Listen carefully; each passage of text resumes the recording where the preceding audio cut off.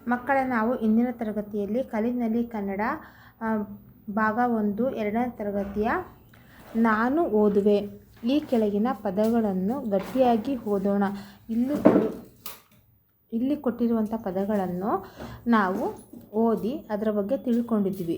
ಇವಾಗ ನಾವು ಅದರ ಮುಂದುವರೆದ ಭಾಗದ ಬಗ್ಗೆ ನಾವು ಈ ತರಗತಿಯಲ್ಲಿ ಕಲಿಯೋಣ ಮಕ್ಕಳೇ. ಕಾಮನ ಬಿಲ್ಲು. ಈ ಥರ ಕಾಮನ ಬಿಲ್ಲು ಅಂತ ಕೊಟ್ಟಿದ್ದಾರಲ್ಲ, ಈಗಾಗಲೇ ಕಲಿತಿರುವಂಥ ಪದಗಳಲ್ಲಿ ಇಷ್ಟವಾದ ಪದಗಳನ್ನು ಇಲ್ಲಿ ಬರೆಯೋಣ. ನಮಗಿವಾಗ ನಾವು ಇವೆಲ್ಲ ಹಿಂದಿನ ಲೆಸನಲ್ಲೆಲ್ಲ ನೋಡಿದ್ದೀವಿ.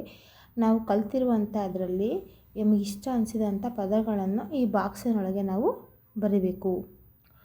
ಎತ್ತಿನ ಗಾಡಿ, ಸಂತೆ, ಕಡಲೆಪುರಿ, ಮತ್ತು ಸುಗ್ಗಿ ಕಾಲ, ಮೈದಾನ, ಶಾಲೆ, ಸಂತೋಷ, ಆಹಾರ, ಅಕ್ಕಿಗಳು. ಈ ಥರ ನಮಗೆ ಏನು ಅನಿಸುತ್ತೋ ಆ ಒಂದು ಪದಗಳನ್ನು ಈ ಖಾಲಿ ಬಿಟ್ಟಿರುವಂಥ ಬಾಕ್ಸ್ನಲ್ಲಿ ನಾವು ಬರೀಬೇಕು ಮಕ್ಕಳೇ. ಅದೇ ರೀತಿಯಲ್ಲಿ ಇಲ್ಲಿ ನೀಡಿದ ಅಕ್ಷರಗಳನ್ನು ವ್ಯಂಜನ ಮತ್ತು ಸ್ವರಗಳಾಗಿ ವಿಂಗಡಿಸೋಣ. ಇಲ್ಲಿ ವ್ಯಂಜನಗಳು ಮತ್ತು ಸ್ವರಗಳಾಗಿ ಯಾವ ರೀತಿ ನಾವು ವಿಂಗಡಿಸಬೇಕು ಮಕ್ಕಳೇ. ಇದು ಚೋ, ಮೂ, ರೈ, ಜೆ ಈ ಥರ ಕೊಟ್ಟಿದ್ದಾರಲ್ವ. ಚ ಪ್ಲಸ್ ಓ ಚೋ ಆಗುತ್ತಲ್ವ, ಮಾ ಪ್ಲಸ್ ಉ ಮೂ ಆಗುತ್ತಲ್ವ, ರಾ ಪ್ಲಸ್ ಐ ರೈ ಆಗುತ್ತಲ್ವ.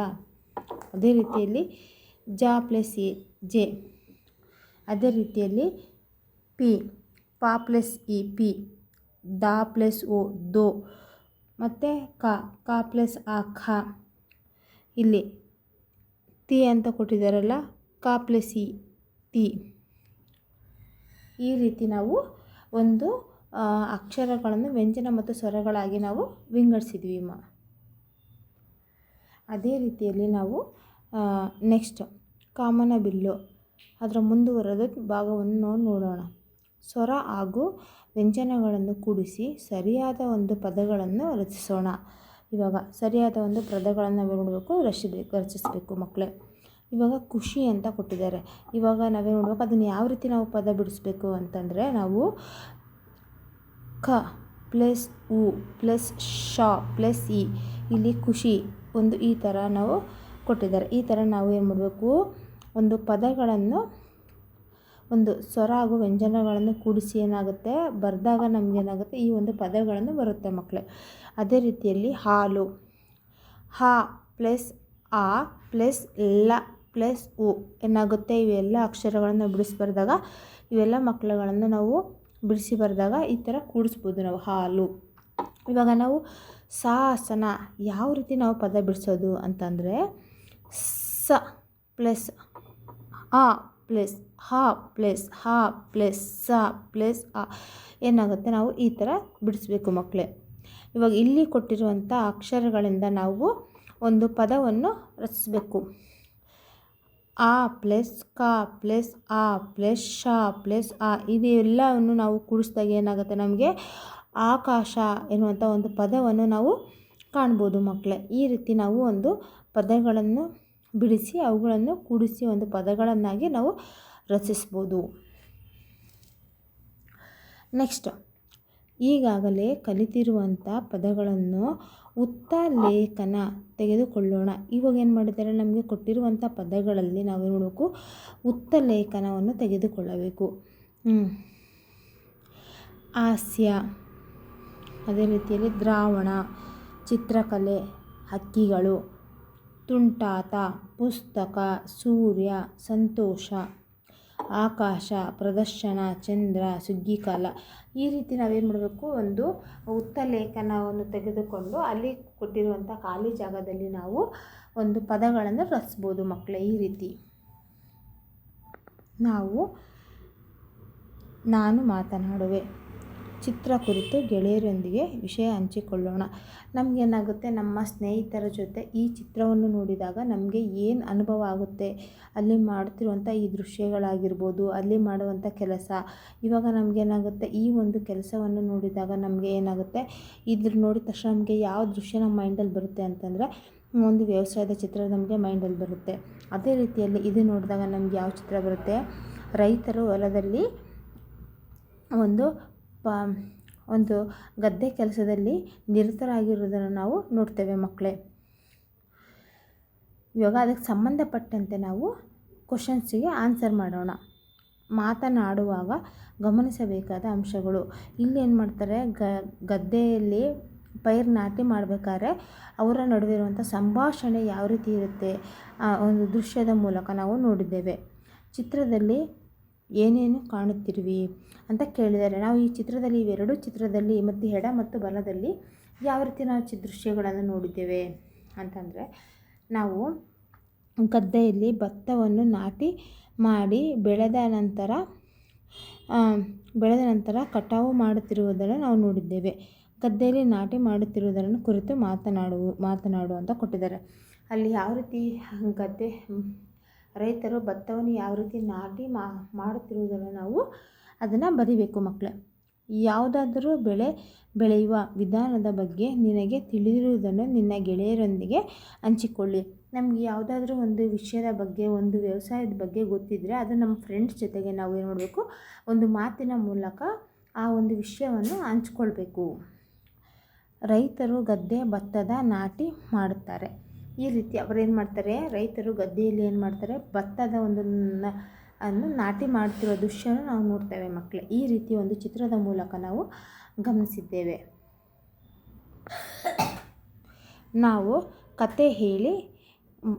ಕತೆ ಕೇಳಿ ಹೇಳು ಅಂತ ಇಲ್ಲಿ ಒಂದು ಚಿತ್ರವನ್ನು ನೋಡ್ತೇವೆ. ಈ ಚಿತ್ರವನ್ನು ನೋಡಿದ ತಕ್ಷಣ ನಮಗೆ ಏನು ನೆನಪಿಗೆ ಬರುತ್ತೆ ಅನ್ನೋದನ್ನು ನಾವು ಇವಾಗ ಗಮನಿಸಬೇಕು. ಇಲ್ಲಿ ಚಿತ್ರ ಕೊಟ್ಟಿದ್ದಾರೆ.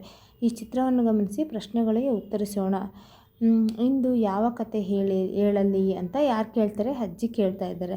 ಇಲ್ಲಿ ಏನು ಮಾಡಿದ್ದಾರೆ, ಈ ಮೊಮ್ಮಕ್ಕಳು ಏನು ಮಾಡಿದ್ದಾರೆ, ಇಬ್ಬರು ಪುಟ್ಟ ಮಕ್ಕಳು ಒಂದು ಕತೆ ಕೇಳಿಸಿಕೊಳ್ಳುವಂಥ ಒಂದು ದೃಶ್ಯವನ್ನು ನೋಡ್ತೀವಿ. ಆ ಅಜ್ಜಿ ಕತೆ ಹೇಳುತ್ತಿರುವಂಥ ಒಂದು ಮಕ್ಕಳಿಗೆ ದೃಶ್ಯವನ್ನು ನಾವು ನೋಡ್ತಾ ಇದ್ದೀವಿ ಮಕ್ಕಳೇ. ಈ ಚಿತ್ರದಲ್ಲಿ ಯಾರು ಇದ್ದಾರೆ ಅಂದರೆ, ಈ ಚಿತ್ರದಲ್ಲಿ ನಮಗೆ ಅಜ್ಜಿ, ಇಬ್ಬರು ಮೊಮ್ಮಕ್ಕಳು ಇರುವುದ ದೃಶ್ಯವನ್ನು ನಾವು ನೋಡ್ತೀವಿ ಮಕ್ಕಳೇ. ಅದೇ ರೀತಿಯಲ್ಲಿ ನೆಕ್ಸ್ಟು ಇವರೆಲ್ಲ ಏನು ಮಾಡುತ್ತಿರಬಹುದು ಅಂದರೆ, ಇವರಿಬ್ಬರು ಏನು ಮಾಡ್ತಾಯಿದ್ದಾರೆ ಅಂತಂದರೆ, ಆ ಇಬ್ಬರು ಮೊಮ್ಮಕ್ಕಳು ಅಜ್ಜಿಯ ಕಥೆಯನ್ನು ಕೇಳಿಸಿಕೊಳ್ಳುತ್ತಿದ್ದಾರೆ. ಬರೀಬೇಕು. ನೀನು ಹೇಳಿರುವಂಥ ಕಥೆಗಳಲ್ಲಿ ಯಾವ ಕತೆ ನಿನಗಿಷ್ಟ ಅಂತಂದರೆ, ಅವರ ಅಜ್ಜಿ ಕೇಳ್ತಾರೆ, ನಿಂಗೆ ಹೇಳಿರುವಂಥ ಕಥೆಯಲ್ಲಿ ನಿಮ್ಗೆ ಯಾವ ಕತೆ ಇಷ್ಟ ಆಯಿತು ಅಂತ ಕೇಳ್ತಾರೆ. ಅದಕ್ಕೆ ಆ ಮಕ್ಕಳು ಏನು ಮಾಡ್ತಾರೆ, ಇಲಿ ಮತ್ತು ಸಿಂಹದ ಕತೆ ನಮಗೆ ಭಾಳ ಇಷ್ಟವಾಯಿತು ಅಂತ ಮಕ್ಕಳು ಹೇಳ್ತಾರೆ. ನೆಕ್ಸ್ಟು, ಮನೆಯಲ್ಲಿ ನಿನಗೆ ಯಾರು ಕಥೆಯನ್ನು ಹೇಳುತ್ತಾರೆ. ಇವಾಗ ಫಾರ್ ಎಕ್ಸಾಂಪಲ್ ಮಕ್ಕಳಿಗೆ ನಾವು ಕೇಳ್ತೀವಿ, ನೀವು ಕತೆ ಕೇಳಿದ್ದೀರಲ್ಲ. ಇವಾಗ ಫಾರ್ ಎಕ್ಸಾಂಪಲ್ ಎಲ್ಲರ ಮನೆಯಲ್ಲೂ ಅಜ್ಜಿ ತಾತಂದಿರು ಕತೆ ಹೇಳ್ತಾರೆ ಮೊಮ್ಮಕ್ಕಳಿಗೆ. ಇವಾಗ ತಾಯಿ ಆಗಿರ್ಬೋದು, ಒಂದು ಊಟ ಮಾಡಿಸ್ಬೇಕಾದ್ರೆ ಮಕ್ಕಳಿಗೆ ಒಂದು ಚಂದಮಾಮದ ಕಥೆಯನ್ನು ಹೇಳಿ ನಾವು ಯಾವ ರೀತಿ ಮಕ್ಕಳಿಗೆ ಊಟ ಮಾಡಿಸ್ತೀವೋ ಅದೇ ರೀತಿ ಇಲ್ಲಿ ಕ್ವಶನ್ಸ್ ಕೇಳ್ತಾರೆ. ಮನೆಯಲ್ಲಿ ನಿಮಗೆ ಯಾರು ಕಥೆಯನ್ನು ಹೇಳುತ್ತಾರೆ.